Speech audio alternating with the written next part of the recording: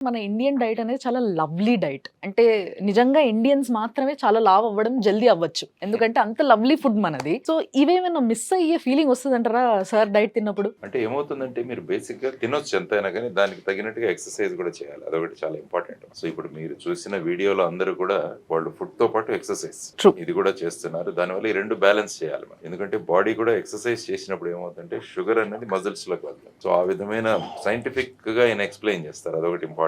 Yeah! ఏది చేసినా కూడా సైంటిఫిక్‌గా ఎక్స్‌ప్లెయిన్ చేస్తూ అది ఉపయోగించిన వాళ్ళు ఎలా ఉన్నారని చూపిస్తే దానివల్ల ఏంటంటే కన్విన్స్ అవుతారు. సీయింగ్ ఈజ్ బిలీవింగ్ అంట. Entirely depends on the diet and what you take. ఆయన ఏమి ఇది తినొద్దని ఏం చెప్పలేదు. అన్ని ఇస్తున్నాం. అన్ని ఇస్తారు.